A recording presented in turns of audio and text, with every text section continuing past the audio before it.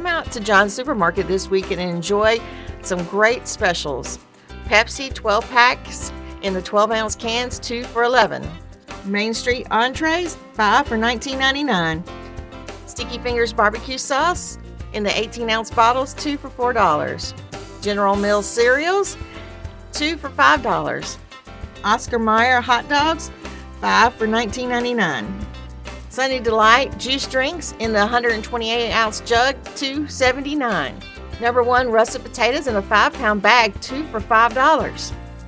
Garden Fresh green bell peppers, 69 cents. Garden Fresh yellow squash, $1.19 a pound. Garden Fresh broccoli crowns, $1.29. Garden Fresh cucumbers, 49 cents. Florida's Natural premium juice drinks in the 52-ounce cartons, 2 for $6.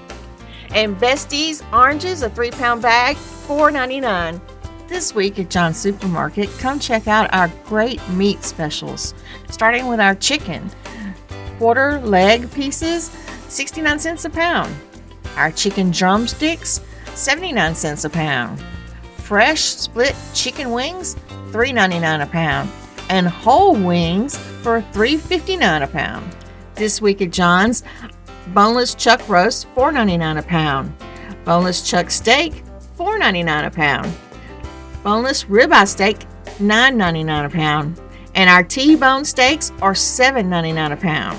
1/4 sliced pork chops are $1.59 a pound this week at John's.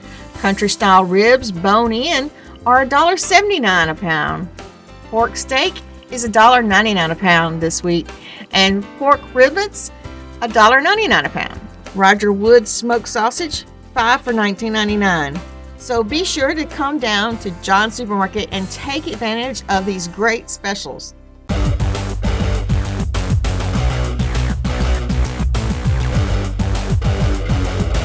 Hi, this is Jody Johnson. I'm here with another Recreation Report. And as you all know, it's a new year, so I want to wish everyone a happy 2022. If you haven't said that or written it down, it is a little odd. But we want to encourage everyone with those New Year's resolutions, as always, come out to one of our facilities at Meridian or Felker, and soon to be ready is our newest community center down in Social Circle. Sometime in early March, it should be ready to go. It's a great place to go and exercise and to get out of the cold weather and to be ready to go once the spring season gets here. So it's really a good place to go. A lot of good exercise equipment, good walking track to go on, treadmills, ellipticals, bicycles, some of the ones that you can sit down on. We have TVs up for you to watch and entertained while you exercise. All of the Nautilus equipment, and at Meridian we do have some free weights, and at Felker we have some of the dumbbells and stuff like that to get down and do the stretching. We also have a lot of classes that if you're interested in that, we have people that will train you if you're interested in that as well. Sometimes that holds folks accountable and makes them show up when they're supposed to, and keep them on a strict regimen to get in shape and stay healthy like I know you want to be. With the weather outside not feeling so spring-like, I do have to encourage you on January 8th through January 14th is our spring sports registration. No, it doesn't sound like spring, but this is when we get ourselves organized.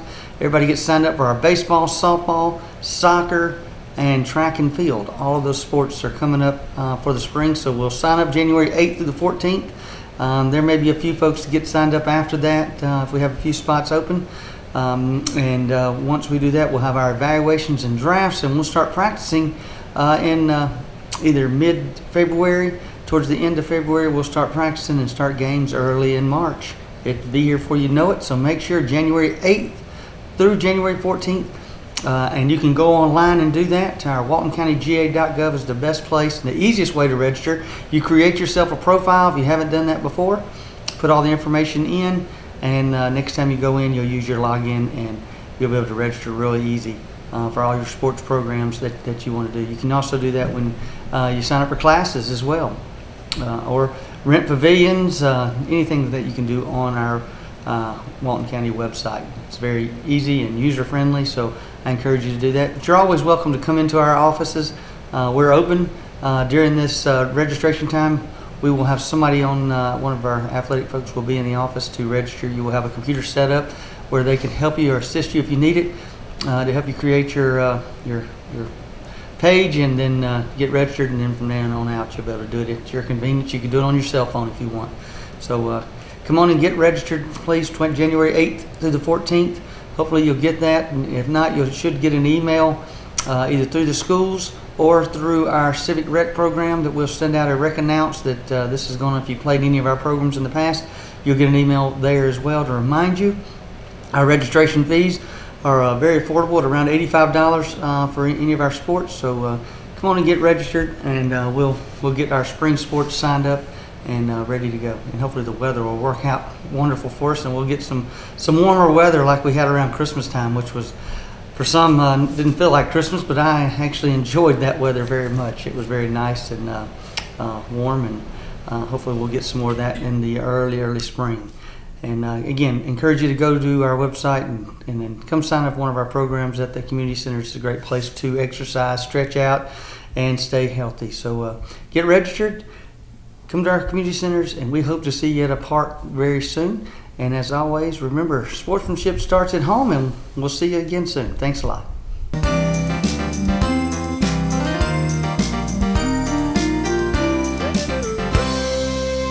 Hello, I'm Kenny Sargent with Keep Walton Beautiful in the Walton County Recycling Center. I want to thank everyone for tuning in. Hope everyone's had a wonderful holiday season. We've stayed busy here at the center. Did want to point out for those of you that may still have old Christmas trees around the house that we are in the middle of our Bring One for the Chipper this year. So we have a place out front right there in the cul-de-sac just on our property. You'll see the trees there that you're welcome to come drop off your old Christmas trees. We'll mulch those up, and then the mulch will be available to anyone that wants to use it.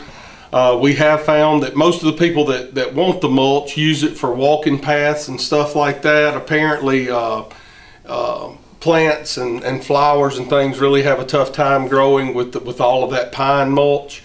But again, we are right in the middle of that, and if you got some old Christmas trees you don't know what to do with, feel free to bring them down here to us. We've started really hitting the ground running on planning some of our spring events. We haven't really gotten anything set in stone yet. We definitely want to try to get a document destruction event. We're thinking about trying to piggyback a paint collection event onto that, or possibly a tire amnesty. We're kind of working on that now. That's also something we want to get going. We're looking forward to getting into the schools around Earth Day to talk to some of our younger kids about recycling and just good stewardship of the earth, and how important it is that we take care of what we have now, try to leave it a little better than we found it if we can. And here at the center, we're staying busy. We have as many cars coming through as we ever have.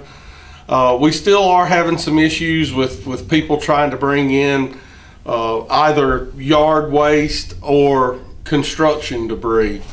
And we really hate, and not as much as you all probably hate, having to come all the way down here and be told you can't dump things off, but we cannot accept construction waste or any of the yard waste. The yard waste needs to go to an inert landfill, and if you have a lot of construction debris, it needs to go to a C&D landfill. We have plenty of both of those type landfills here in the county. We'd be happy to direct you to the nearest one for you.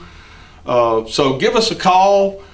We can get you steered in the right direction. If you have any other questions related to environmental issues, recycling, conservation, litter, feel free to call us. If you see some real problem areas with litter around, bring it to my attention. We can get groups out there to clean some of those areas. We're also fortunate we have a sheriff's department that takes it seriously, and they have crews that go out and clean. Our community service workers on the weekends, they get them out there and they clean different areas of the county. So we're really thankful for that. They help us out so much. But if you notice some of those problem areas, feel free to call us anytime down here. 770-267-1421. We'd be happy to help you out with any of those things I've mentioned. And like I always do, feel free to come out, take a little tour of the center, find out what we do here. Let us help you get started recycling. If you're not a recycler, and if you are a recycler, come talk to us about new things you could be recycling. Again, in the state, the latest figures are half of the things we're throwing away are perfectly recyclable items, and our landfills continue to fill up fast. And as they fill up, we have less landfill space around here than almost anywhere in the state, and nobody really wants another landfill near them. So, when the ones close to us fill up, most likely the new ones we're going to be using are going to be much further away, and when we start having to haul trash farther distances, the more we're all going to have to pay to get rid of it. So let's just make sure we're recycling the things we can be recycling. There's no reason not to. It creates jobs. It makes a little money back into the county for us to get in recyclables and get those sold off and reused again. So let's all do our part. Feel free to come out and see us. And until next time, take care. Hi, welcome to Monroe Walton Center for the Arts. Right this moment, as we're filming, we're kind of in between shows. By the time you see this, the Christmas show will be down, and we will be hanging the members show. And I always say the members show is kind of like Christmas morning times about 100, because we just get surprise after surprise of artwork brought in by our members. It's a really fun show. It's a showcase of our members' talent and artistry, and we have everybody from novice, beginners, all the way to professional artists or very experienced artists. And we really encourage all those levels and everybody in between to participate in this show. It just shows kind of the artistic thrust of our town and the things that we're doing here. It's inclusive and is a way to show that we all have artistic abilities. Our saying here kind of is art for all, and we really mean that. We are not an exclusive club for people who have been doing this for 40 years. We're your first step into an artistic experience, and no matter where you are on that journey, we want to be there with you to support you.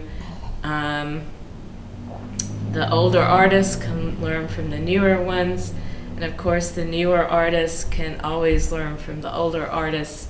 And that's why we pull this show together, is to showcase just all those levels of talent and the things that people are creating and doing. And so it's a member show. You have to be a member to be in this show. We usually have around 40 of our members participate in this show. We'd love to have more, because we're at over 200 and something members right now, 230 or 40 members. So we'd love to have more, but it's always a really fun show, and it will open on January 13th. And it will be here till about the end of February. And then our school shows start, our elementary and middle and high school shows. So that kind of carries our gallery schedule through May. And it'll be a really great time. Love our school shows too, of course. They're just so fun. So the member show will open on the 13th. We'll be here through the end of February, so do please come see it. It will be a judge show. We'll be giving away awards, and we'll have a reception on Friday, January 28th. at 6, from 6 to 7:30. It's a wine and cheese reception. Our judges are from Athens, and they're very involved with OCAF and with the Athens art scene in Watkinsville and in Athens. They will be judging our show. It's Jack and Amanda Burke, and we'll be giving away cash prizes, and that will be at the reception on the 28th. Another kind of fun thing while we're talking about the gallery is we're going to do a tiny art show, and we have the guidelines out. A tiny art show is a thing that I've seen other galleries do. We've never done one here, but I think it'll be fun. We'll kind of see how it goes, but that will be toward the end of May. But I already have the guidelines out because we're really hoping to get a lot of really good participation. And what a tiny art show means is that the pieces are small. It's a small work show. So everything is under 8 by 8. So it can be 5 by 7, it can be 4 by 6, whatever. But small works. So we have the information out for that. We have our classes out for you to come pick up and see what we have offered, and hope to see you very soon. Happy New Year.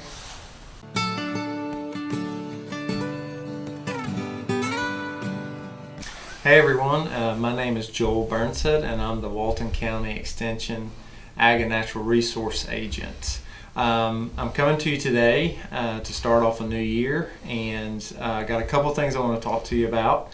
Our first one of the services we offer is soil testing. January or the winter months is a really good time to come by our office and pick up our soil sample bags. If you're a farmer or even if you're a home gardener, soil samples are very useful in knowing your soil pH and how much fertilizer to put out to be successful. So if you want to stop by, you can pick up as many bags as you want, and we will be here to give you any type of consultation or answer any questions you have. But now is a great time to do that, and samples through our office are $10 per bag, depending on what size garden you have, and we can help you with that. Our second service that we offer, and has become very popular since Walton County is growing, as we all know, is our water testing services through the University of Georgia Water Lab. We do this for anyone who's buying a home in Walton County where the home is on a well. And even if you're not buying a home and you're on well water, it is recommended that you test that water annually. And we have a number of different tests that we offer. We can't go through all of them because we offer so many, but we can, if you come in or give us a call, we can definitely help answer your questions and find the right test for you. But here is an example of like our bacteria water test. You can come in and get this sample test kit. We'll go over the instructions with you. And this tests for any type of harmful bacteria like E. coli that could be in your water. And just because one of the myths we get is a lot of people test their water and they say, well, I'm not sick, so the water is healthy and I don't have any bacteria. That's not necessarily true. We see a lot of bacteria come back positive in our well water. Not to say the water's not good, but if it does come back positive, we can help you address that issue and get rid of the bacteria. And the test varies on which one you get, but we're here to help you and answer any questions you have. Some other things to keep in mind is our Georgia 4-H summer camps are coming up in the months of June and July. So if you have a 5th or 6th grade child this year in Walton County Public Schools or any of the private schools here in Walton County, they will be able to attend summer camp with us. So stop by or give us a call and we'll give you the dates and the costs and all that other great information that comes along with that. But I hope everyone's having a great start to your 2022 new year. Good morning. We're here at the Fish Thrift Stores, and we're very excited about what God has done in our community. We put the cry out that we were going to try to purchase 2 used campers to go to Mayfield, Kentucky. The reason for this is that over the years, and I've been with Fish for 26 years, there's always been needs that we have collected for and bought things for, different hurricane things, local things. But this time we saw the total devastation, and the main need was housing, and there was none. You couldn't go down the street to Mama Bell's house because Mama Bell's house was gone as well. So after prayer and discussing it with leadership, this is Pastor Hugo Brian Porter from Lighthouse World Outreach. Pastor Hugo is also the lead of the Ministerial Association as well. And so after discussing things, we gave it a shot, and after a lot of prayer, and the money started coming in. Our goal was $40,000. And so as of right now, we've gotten about $86,000. We're just a few thousand shy of paying for all 4 of these. We've already cut the check and sent it to them, and of course, and we have these 4 beautiful trailers that are 2021s from Mark Tuggle RV in Cumming. I can't say enough. Mr. Mark, he sent not just any trailers, he sent the best. When you walk in these, they are like brand new. Paul is going to show you some footage of that. It's incredible, with a beautiful outdoor kitchen, so that they can also cook outdoors with the number of people that they've got to feed and house and all of that. These will sleep easily 10 adults, but 11, 12 with children. So we are just so happy. These are insured. They are in Faith and Serving Humanity Incorporated's name. When they are finished with them in Kentucky, we have reached out to pastors there in Mayfield. They are handling all of these. We have the 4 addresses where they'll go. One is a custodian with foster children that is receiving one of these, and she's going to be so happy, she said, when she gets out of that motel room. So the pastor was really excited about them getting them. When they come back to Monroe, if it's 2 years or whenever they're through with them, then Mr. Tuggle at Mark Tuggle RV in Cumming, he is going to refurbish them and have them ready for the next need. So this is a gift that is going to keep giving, which is just phenomenal. I mean, it just makes my legs weak to see what God has done. He took what was possibly 2 and turned it into 4 beautiful, brand new, practically, RVs. And we're thankful for the families that will be getting them. One will be set up at the Baptist Church there in Mayfield for the workers, because it's 8 degrees today up there, guys. It's snowy, and there are workers there trying to help get them back on their feet, and they are sleeping in their cars. Also, 2 new washers and 2 new dryers are going up as well. The church is there in the middle where all the folks can come to. They've already getting everything set up so that they just can plug and start washing. So we're doing everything we can to meet the basic needs, and the main thing they need now, after we get this housing to them, is a lot of prayer and a lot of continued hope. I am just so tickled with the unity of the Walton County community. We have a letter from Chairman David Thompson going to the mayor there in Mayfield, encouraging her and letting her know that we here in Walton County, even though we're in Georgia, they're still part of us as well. That's what it is, brothers and sisters in Christ, serving each other and caring for each other. I don't care what all's going on crazy in this whole world. This is what it's all about. This is what God tells us to do. Keep your head down. Keep doing my work. I am just so excited, and I can't tell you, I'm just excited about what we're doing here. So I'm going to hush and let Pastor Hugo talk to you a little bit. I just wanted to thank this community. This really is a giving community, and it's in keeping with what the Bible asks us to do. Give, and it shall be given unto you. Pressed down, shaken together, and running over. This community is a blessed community. So I wanted to thank the Monroe Area Ministerial Association, all the local churches and all the local people of faith, and of course the Appalachian Baptist Association, who partnered with us in this effort. And I wanted to just encourage people to continue to remember the people of Kentucky. The immediate need may be over, but they do continue to require our prayers. So as these units go up to them, remember each and every one of those families that their circumstances will improve in the time to come. So I thank you very much. I tell you, we need to put on each of these hope.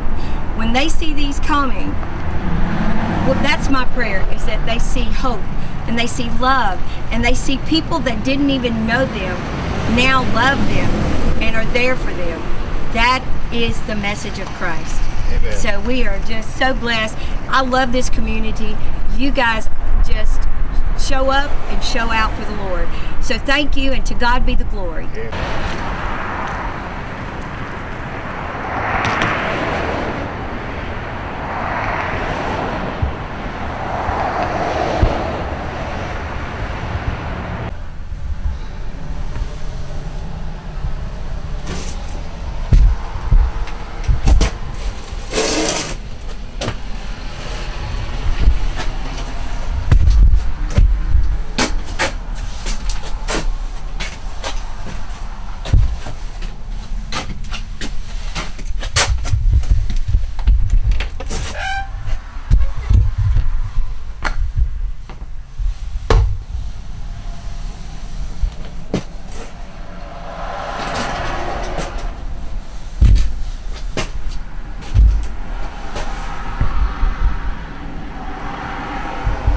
Well, good afternoon.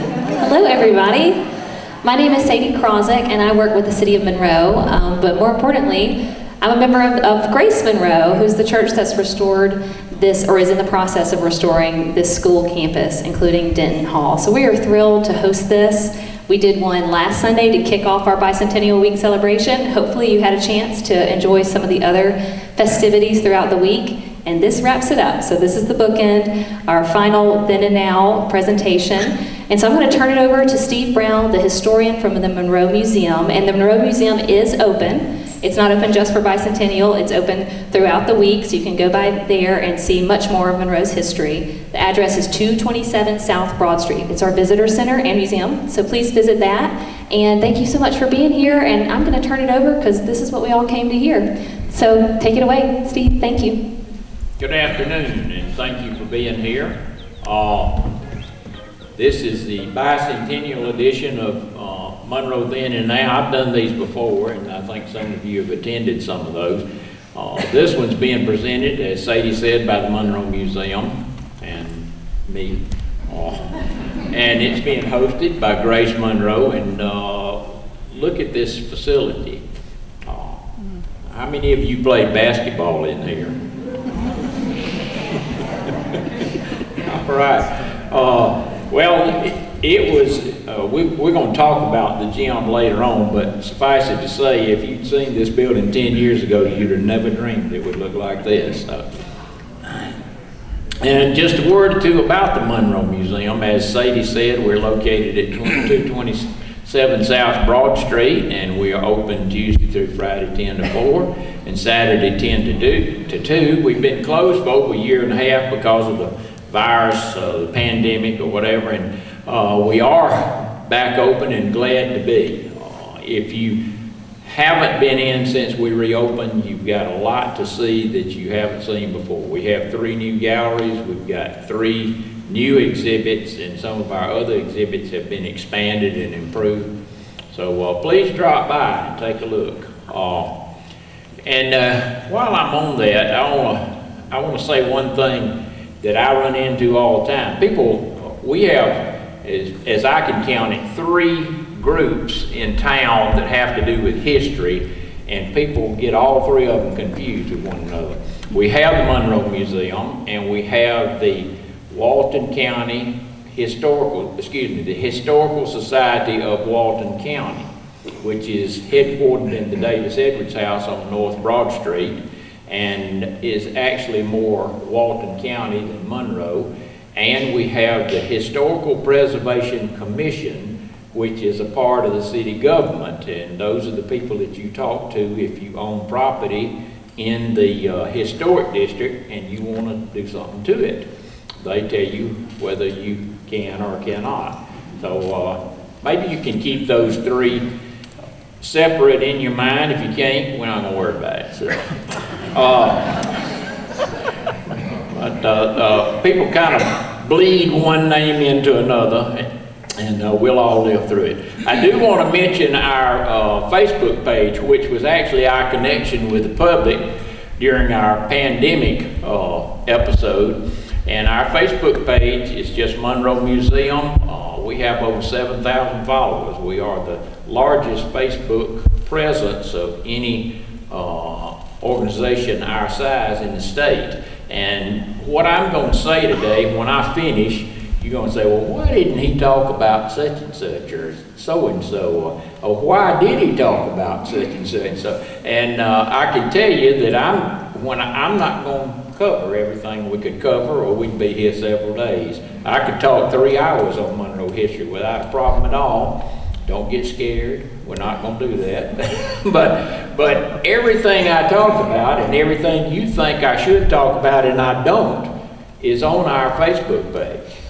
We've got hundreds of posts on there, videos, photographs, stories, everything else. And if there's anything that you'd like to learn about that I don't mention today, you can go there and find it. If you can't, email me and I'll try to help you out or make something up. All right, so without further ado, let's talk about Monroe history. And that starts with the Creek Indians who owned this property or inhabited this property up until 1802, when a treaty was signed in Milledgeville that ceded this land to the United States. In the center of this county was a little place called Spring Place, and it really had no organization to it. It was just where people had settled, and they had settled there because there was good land, the climate was moderate, and there was ample water. And a lot of that came from my city spring, which, as you can see, still exists down close to Children's Park behind the library. But there were a lot of other springs too. There wasn't just that one spring. But in 1818, Walton County was chartered, and of course, being a county, they needed a county seat. In 1820, there was a land lottery, and the land lottery was to populate the county. The county was divided. Let me get my marker. The county was divided into 4 districts. I think this is 1 right here, 2, 3, and 4. And each of those districts was divided into land lots. It were 250 acres each. It was a gentleman named Elijah Betts who did not participate. The people who participated in that lottery were, for the most part, revolutionary soldiers, widows and children, or orphans of revolutionary soldiers. Elijah Betts did not participate in the lottery, but he did buy lot number 65 in District 3 from a gentleman who won it in the lottery. He paid him $400 for it. And lot 65 is really downtown Monroe. As soon as he bought that property, or very soon after that, he sold 50 of those 250 acres to the town for $1.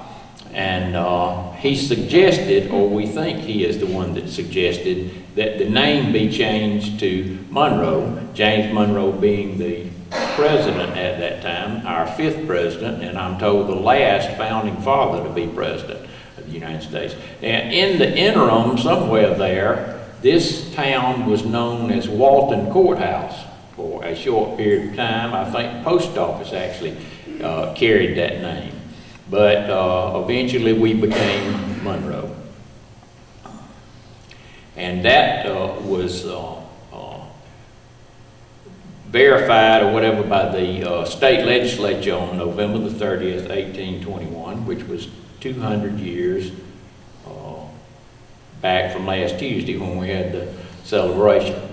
So we were the county seat, and as I mentioned, had been known. I think the thing about Walton Courthouse was that there was some difficulty about where the county seat was going to be, and the first court had been held down the road at Cowpens, or Panel as it's called, and so Monroe was kind of making a play to be county seat. They thought if they called themselves Walton Courthouse, that would help, and maybe it did, I don't know. Mr. Elijah Betts lived right here on the corner of Washington Street and Broad Street. At that time, Washington Street actually going downhill here was called South Crop Street. Washington Street's had several names, as a matter of fact. And he lived there a while after that, and then he lost his mind and moved to Gwinnett County. And in 1836, he sold that property to Nehemiah Johnson, who the kids in town called Yankee Johnson, because he had come to town from Rhode Island in the 1820s. When he came to town, he was a house painter, or he painted houses to make a living, and when he bought that property from Elijah Betts, it was a house and a store, and so he became a merchant, and actually accrued a fairly large estate. By the 1841, he had been elected judge, and then in the 1860s, he got very ill and he died in 1863 at the height of the Civil War. The laws of the Confederacy would not let his money leave the South, and all of his relatives were in Rhode Island. So in his will, he gave part of his fortune to the education of underprivileged children in Walton County. And so there was a school built that carried his name, and it was originally called Johnson Academy, and then vernacular changed it to Johnson Institute. Anybody in here go to Johnson Institute? There we go. Yeah. That school was a part of our Monroe and Walton County school system for a long time, starting shortly after the Civil War and going at least into the 1960s, maybe the 70s, I'm not sure, about when they stopped using the school. It was located in a lot of different locations. One of the first was this area where eventually Governor Mcdaniel would build his house. And actually what happened was he bought that property, or gave the city I think $350 for that property, and 2 acres of land down the hill, and I'm not sure if they moved the school or built another school, but it was located close to that spring that we just looked at a while ago, and today would be behind Tabernacle African Baptist Church down there. This is the Johnson Institute that I think most of you that raised your hand went to school, and the one that we're most familiar with, this building was built in 1927, but there were several others before this. The present company notwithstanding, some of the other notable graduates of Johnson Institute was Governor Clifford Walker, graduated there in about 1893, and Mary Cressel graduated there in 1900. She went to the school that you see right there, and when actually the year she graduated, last day of school, that school building burned to the ground, and that's the one that was located by the spring behind Tabernacle Baptist Church down there. So who is Mary Cressel? How many people know who Mary Cressel is? Been paying attention. Okay. All right. Mary Cressel was the first female to graduate from the University of Georgia. And the University of Georgia actually has her Johnson Institute diploma. And she also became the first female dean. She was dean of the School of Home Economics there, and Cresswell Residence Hall bears her name. All right, so let's go back to the corner of Broad Street in Washington.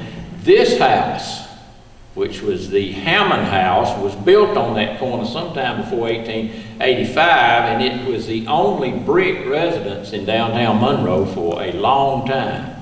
It stayed there until 1940, when it was replaced by the Troy Theater. And we'll talk a little more about that in a while, but here's some people in Detroit area. This is, I think, Christmas Eve 1947, and they're probably all waiting to see some appearance by a cowboy or 2 cowboy movies and a cartoon and a cereal. Okay, one more time back to Washington Street, and let's talk about this circus wagon right here, bandwagon actually. Colonel Giles had a circus, and he came to Monroe and went bankrupt while he was here, and everything he had was sold on the courthouse steps, and that included Empress the elephant that a man in Chicago bought, and they paid a gentleman to walk the elephant to Atlanta to put him on a train. But Calvin Nowell, who was a upright citizen of Monroe, bought this bandwagon so that our brass band would have a bandwagon, and this is Monroe's brass band. We actually know the names of every one of these guys in this band. Well, I'll just mention one, and that's Judge Benjamin Edwards, who wore a top hat and played, I guess that's a tuba, but he's of the Edwards family. He was the son of John Briar Edwards. They were both clerks of the Superior Court, and that is the Edwards family of Davis Edwards, where the Davis Edwards house gets its name. They lived in that house. All right, let's talk about the courthouse. In 1821, Mr. Benjamin Hammond was paid $50 to build a log courthouse that was 2 stories high. And this is not it. But we didn't have a picture of that courthouse, but I had to have something put up here while I was talking about it. And who knows, it might have looked like that. And the other thing is, we don't actually know where this courthouse was. It could possibly have been on Courthouse Square in the middle of town, but this is pretty soon after the town was founded, so it might have been somewhere else. We're not positive. We do know that 2 years later, in 1883, it was replaced by a brick courthouse that was in the center of town, Courthouse Square, and that one stayed there until 1846, when it was replaced by a second brick courthouse. Those 2 courthouses were a lot closer to Broad Street than the historic courthouse that's up there now. Actually, the courthouse that's there now, this one, built in 1883, was built behind that second courthouse. The second courthouse was still in use, the second brick courthouse, when this courthouse was built. This courthouse was designed by Bruce and Morgan, which was an architectural firm from Atlanta, and they built courthouses all over the Southeast and other municipal buildings and government buildings also. All right, let's talk a little about what Monroe was like in the period of time before the Civil War. And you need to think this was the frontier. You know, you walk down the street, you might run into Wyatt Earp or Matt Dillon or something. It was kind of like that. You know, it was just a frontier town, and there was a good bit of lawlessness. How many of you have been on my murder and mayhem tour? Okay, well, never mind. There was a lot of murder and mayhem, but that also meant that we had a lot of lawyers. Now that may be good, don't know. And so I'm going to mention a few of those, and I say this because these people lived and worked in our town, and the ones I'm going to tell you about were pretty special folks. They did a lot, and the first one I would mention is Judge Charles Davis, and that's where the Davis name of the Davis Edwards house comes. He's really the first person we know that lived in that house. Not that he built it. I think he bought it while it was being built, but Davis Edwards comes from Davis and the Edwards family I mentioned a while ago. He was like Nehemiah Johnson we mentioned a while ago, from Rhode Island, but Judge Davis came down here on a mule from Vermont. These people probably trying to get away from the snow or something, I don't know, and had everything he owned in saddlebags. He built or had a law office on Broad Street where he practiced law, and by 1826 he had been elected to the Georgia legislature, and by 1846 he actually had made enough money that he was loaning the county money to help pay for the courthouse. Judge Davis, oh wait a minute, back up. Judge Davis did not only live in the Davis Edwards house, he died in the Davis Edwards house. And bless his soul, we don't know where he is now. He was buried somewhere on that property. He had 37 acres with the Davis Edwards house, and eventually, of course, that was subdivided and split up. And his tombstone was moved to Rest Haven Cemetery, but not him. So, Judge Davis and his sister-in-law are both out there somewhere.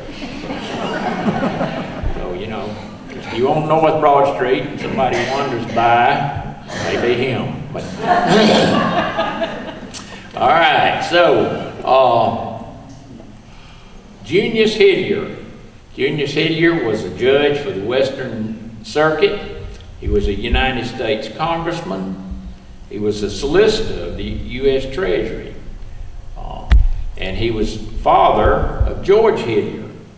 George Hillier was in the Georgia legislature, and during the Civil War he was captain of the Hillier Rifles, which was a local unit that fought in the Civil War.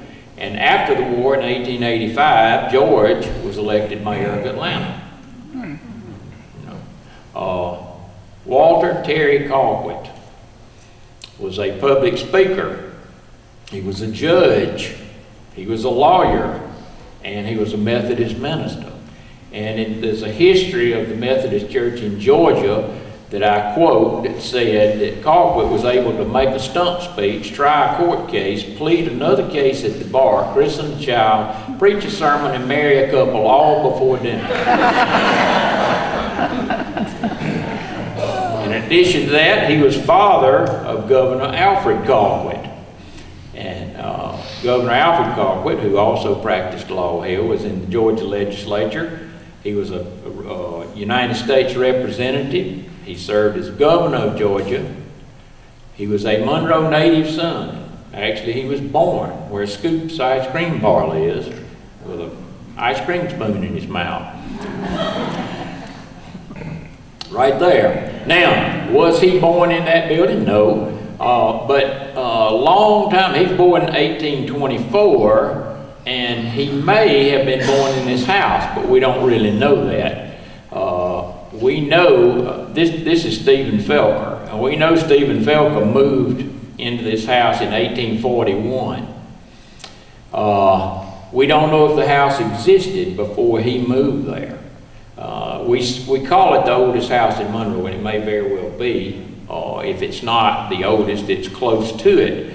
But we don't really know that Governor Colquitt was born in that house. This photograph was made in 1885, and that is Stephen Felker sitting on the front porch there. This was about 2 or 3 years before he passed away. And they said Stephen Felker was an astute businessman, and they said that when he was sitting on that porch, that everything he could see, he owned it. And that's probably not far from the truth.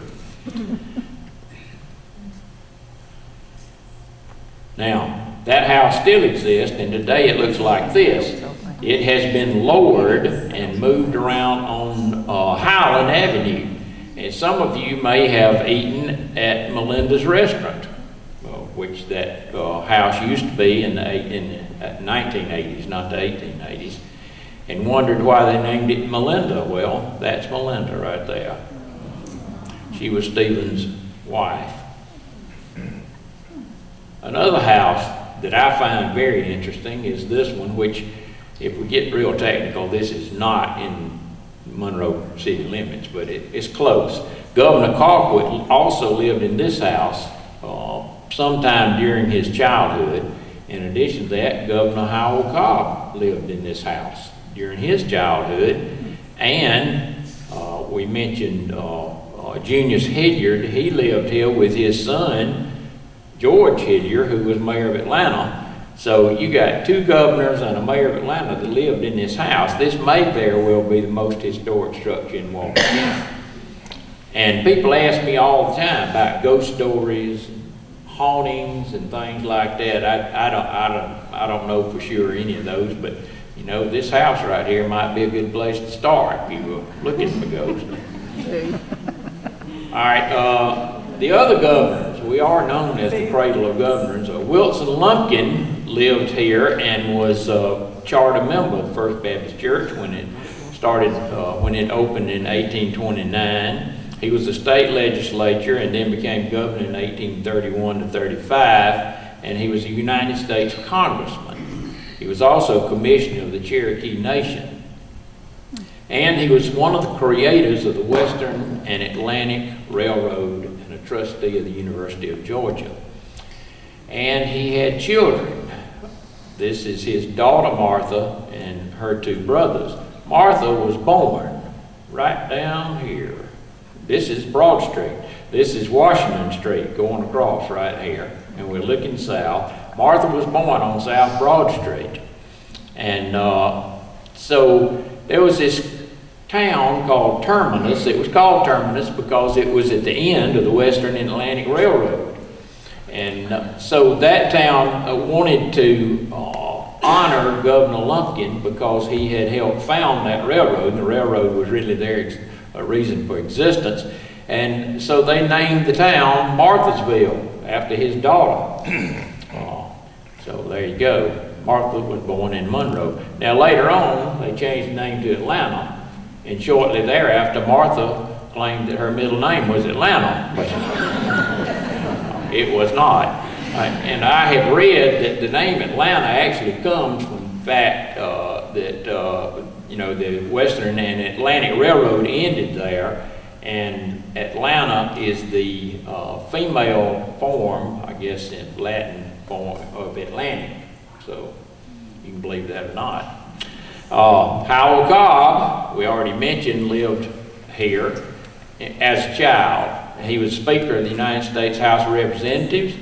He was governor of Georgia from 1851 to 1853. He was Secretary of the U.S. Treasury. And he was president of the Provisional Congress of the Confederacy and a brigadier general during the Civil War. James Boynton is kind of a tenuous fellow in this respect. He was only governor from March to May in 1863. Alexander Stephens had been governor, and he died in office, and Boynton took his place and immediately called for an election to elect a new governor, and Henry Mcdaniel won the election, and so James Boynton was only governor there for what, 2-3 months. And his connection to Walton County is actually the fact that he courted Susie Harris, who lived at the Casuline Plantation. And we kind of say, well, you know, he probably lived there some, so we put him on the sign. Henry Mcdaniel, totally different. Henry Mcdaniel is a native son, born right here in Monroe. He was the son of Ira Mcdaniel, who was actually an Atlanta businessman and a member of the city council up there. Ira Mcdaniel and some business partners built the first brick business in the city of Atlanta.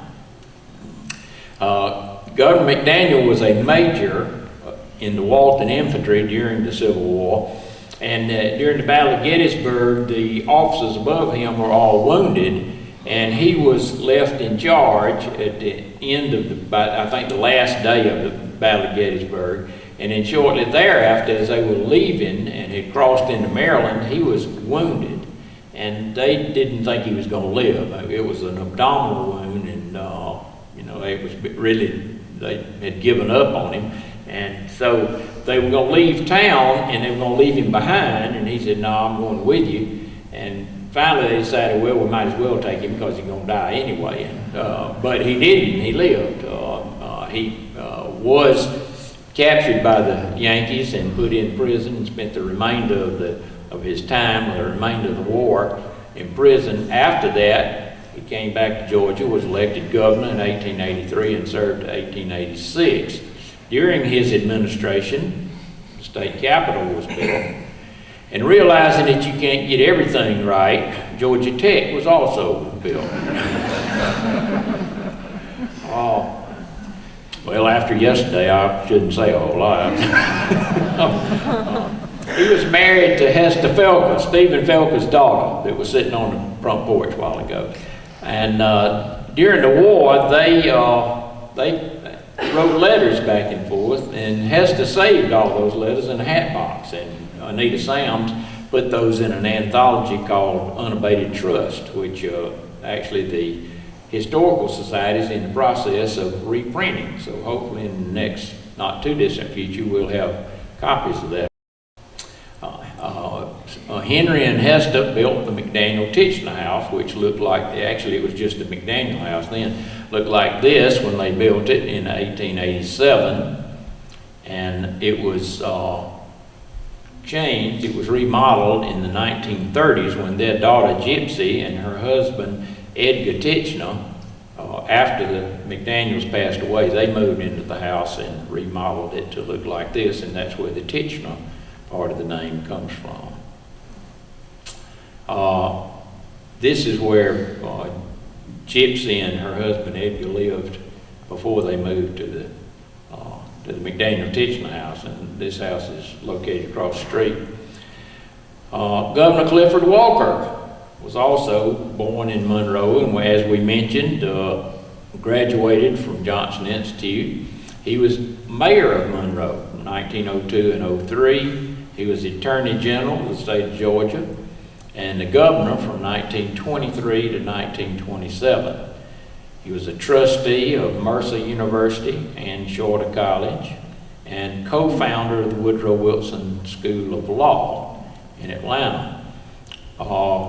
Governor Walker and his wife built this house on McDaniel Street, which is right across the street from the McDaniel Titchener house. So if you go and stand where I was standing when I made this picture, that's the only place on earth where you can stand between two governor's mansions.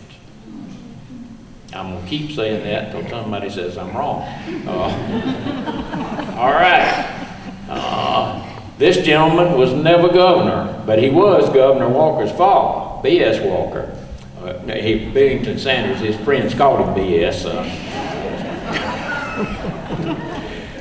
This is B.S. and his wife and their children and extended family on the steps of their house on the occasion of their 50th wedding anniversary.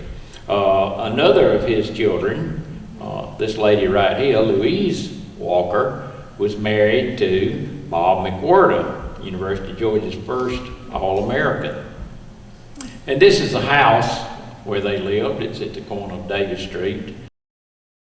Come out to John's Supermarket this week and enjoy some great specials. Pepsi 12 packs in the 12-ounce cans, 2 for $11. Main Street entrees, 5 for $19.99. Sticky Fingers barbecue sauce in the 18-ounce bottles, 2 for $4. General Mills cereals, 2 for $5. Oscar Mayer hot dogs, 5 for $19.99. Sunny Delight juice drinks in the 128-ounce jug, $2.79. Number 1 russet potatoes in a 5-pound bag, 2 for $5. Garden Fresh green bell peppers, 69 cents. Garden Fresh yellow squash, $1.19 a pound. Garden Fresh broccoli crowns, $1.29. Garden Fresh cucumbers, 49 cents. Florida's Natural premium juice drinks in the 52-ounce cartons, 2 for $6. And Bestie's oranges, a 3-pound bag, $4.99. This week at John's Supermarket, come check out our great meat specials, starting with our chicken. Quarter leg pieces, 69 cents a pound. Our chicken drumsticks, 79 cents a pound. Fresh split chicken wings, $3.99 a pound. And whole wings for $3.59 a pound. This week at John's, boneless chuck roast, $4.99 a pound. Boneless chuck steak, $4.99 a pound. Boneless ribeye steak, $9.99 a pound. And our T-bone steaks are $7.99 a pound. 1/4 sliced pork chops are $1.59 a pound this week at John's. Country style ribs, bone in, are $1.79 a pound. Pork steak is $1.99 a pound this week, and pork riblets $1.99 a pound. Roger Wood smoked sausage 5 for $19.99. So be sure to come down to John's Supermarket and take advantage of these great specials.